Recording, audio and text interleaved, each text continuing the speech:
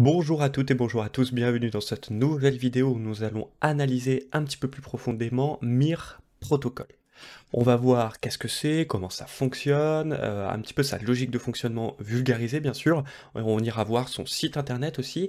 En fait, on va voir à quelle problématique répond Mirror Protocol. Puis bien sûr, on se répondra à la question, est-ce qu'on peut suivre cette crypto-monnaie? Est-ce que ça vaut le coup de la suivre sur le court terme ou de la suivre sur le long terme?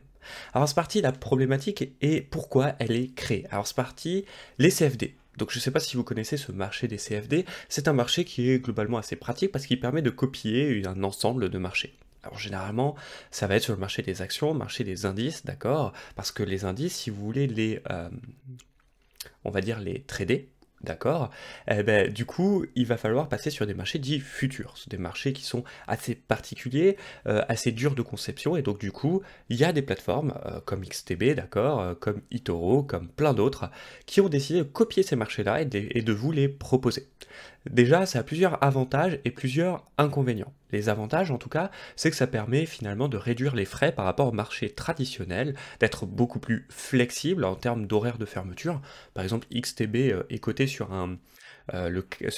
sur un marché futur, d'accord, 8-22 heures, mais ça n'empêche pas d'être ouvert en gros de 1h30 du matin jusqu'à 22h30. Donc finalement de la première cotation asiatique, d'accord, jusqu'à la dernière cotation US. Donc c'est quand même assez pratique les CFD. Les inconvénients, c'est qu'ils sont déjà souvent décriés parce que c'est vrai que si c'est un broker non régulé, en fait il fait ce qu'il veut le broker derrière ce marché. Bah, comme je viens de vous dire, XTB choisit d'ouvrir sa plage de cotation de 1h30 à 22h30. Il fait littéralement ce qu'il veut. Alors sur un indice qui, par exemple comme le CAC, qui ouvre de 9h à 17h30. Donc en fait, il fait littéralement ce qu'il veut, et c'est pour ça que les gens ont tendance à dire ouais, moi je pense que c'est un marché qui ne devrait pas exister, parce que chaque broker fait ce qu'il veut. C'est souvent décrié finalement comme ça. Eh ben, ce que Mirror Protocol propose, c'est de copier comme les CFD, les stock exchange, d'accord, mais de les adapter au monde de la crypto-monnaie. Alors qu'est-ce que ça va changer? Bah déjà, par rapport au CFD où c'est une institution qui vous propose son marché, là, c'est quoi? C'est une crypto-monnaie décentralisée qui vous propose son marché. Donc il y a bien des frais, bien sûr, des frais de spread en plus notamment, mais on ira voir ça plus tard, et je vous propose maintenant de nous attaquer au fonctionnement. Le fonctionnement est, je vais essayer de le vulgariser, d'accord? Ici, j'ai représenté les deux plateformes sur lesquelles, pour le moment, on peut avoir du Mir Protocol et des M-Assets, d'accord? On va parler un petit peu de ces deux ensembles, M-Asset et Mir. Alors en fait, les utilisateurs de Mir Protocol peuvent arborer deux tokens, d'accord, pour participer aux échanges d'actions. Pour le moment, il en existe 23, mais on ira voir en vidéo justement où les choper. Eh bien, ces fameuses actions copiées, d'accord, eh ben c'est quoi? C'est finalement c'est M-Asset. Si bien qu'aujourd'hui, il y a du Alibaba, du Apple, du Netflix, du Facebook. Donc Facebook, l'action Facebook par exemple, c'est FB. Eh ben là, c'est MFB. Elle suit son cours, elle a une durée d'échantillonnage de 30 secondes, ce qui est largement suffisant dans le domaine des actions, même pour faire de l'intraday, finalement, donc ça suffit bien. Et c'est ça qui est pas mal. Donc un utilisateur peut non seulement participer au M-Asset, d'accord, c'est-à-dire aux copies vraiment des actions données par Mirror Protocol, et les utilisateurs peuvent aussi profiter du Mir Protocol, ces deux tokens différents. Alors à quoi sert Mir? Ben finalement c'est la gouvernance. Finalement ils se sont dit si on crée que des tokens d'actions, dupliqué, le marché c'est un marché qui fonctionnera pas. Vous savez en bourse comment ça se passe, et encore plus sur les CFD, c'est qu'il faut en gros 50% de gagnants et 50% de perdants. C'est les marchés traditionnels aujourd'hui. D'accord?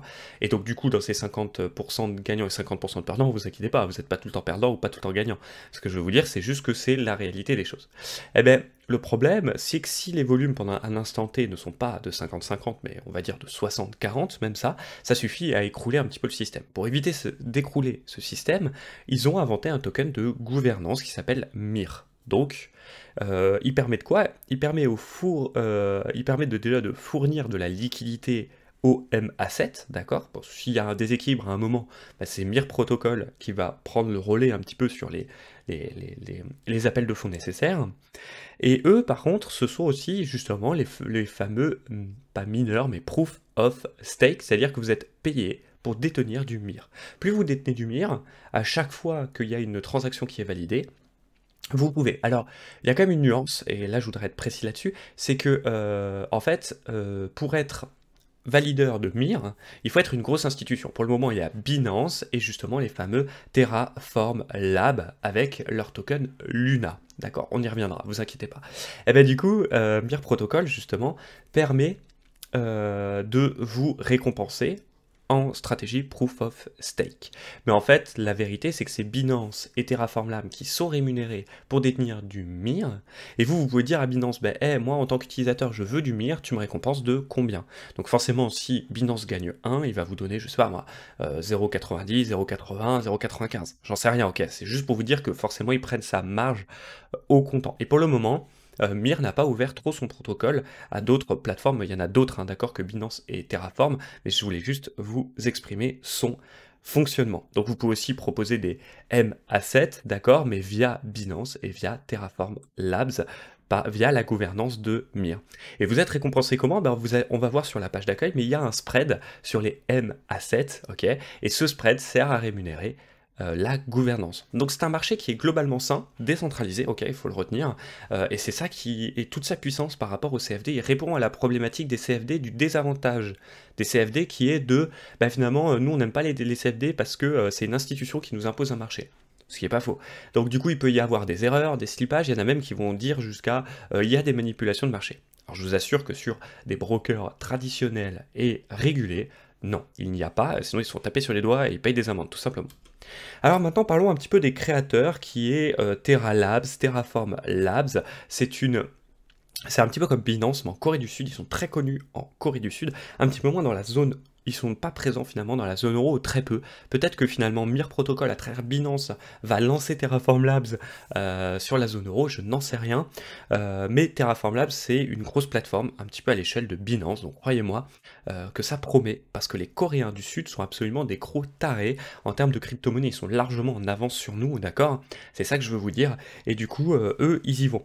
À travers leur token Luna, eux, ils ont carrément la possibilité de soit acheter des M-Assets, soit acheter des MIR. Je vais revenir sur le graphique d'avant. Ils peuvent soit acheter des M-Assets, soit acheter des MIR, alors que Binance, lui, ne vous propose que de détenir des MIR pour le moment. Pourquoi? Parce que Binance, en fait, a ouvert son propre copy, un petit peu copy trading en crypto d'actions. Donc on y reviendra aussi parce que c'est un mouvement important. Maintenant, on va voir l'analyse, je vous fais l'analyse maintenant, on ira voir graphiquement, même si ça sert à rien, mais surtout, on ira voir le site internet graphiquement. Pourquoi? Parce que la sortie de MIR sur Binance est vraiment très récente. Alors la confiance à court terme, ben moi je trouve que le projet est très intéressant. Copier, finalement proposer un marché CFD, copie d'actions décentralisées, avec un prix au plus juste, qui rémunère au plus juste les détenteurs de ces actions, d'accord, et pas mal.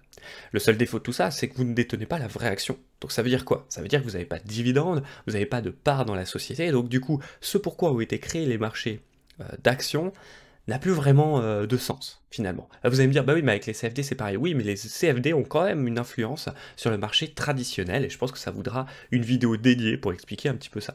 Donc, sur le court terme, j'ai un petit peu plus confiance. En plus, c'est une crypto-monnaie qui est globalement jeune, qui s'échange autour des 10 $, 8 $, donc ça promet, moi je trouve que ça promet. Sur le long terme, pareil, j'ai confiance, mais il y a quand même quelque chose qui m'inquiète, et je veux vous en faire part, c'est que pour passer du monde du court terme au monde du long terme en toute confiance et acquérir ces 4 étoiles dans mon esprit, il y a la fameuse, le fait qu'on traite des actions. Attention, les actions c'est un marché régulé, ça rigole pas, d'accord? Et tous les brokers qui utilisent des actions et qui sont régulés en plus, méritent en tout cas de s'inquiéter de ça. Pourquoi? Parce que dans un premier temps, je pense qu'il y a les commissions qui vont se mettre un petit peu là-dessus en disant, bah attendez, avant vous étiez dans le marché des crypto-monnaies, maintenant vous commencez à toucher au marché des actions, je pense que ça va pas nous plaire. Et c'est ce qui est en train de se passer avec Binance, c'est pour ça que je vous en parle.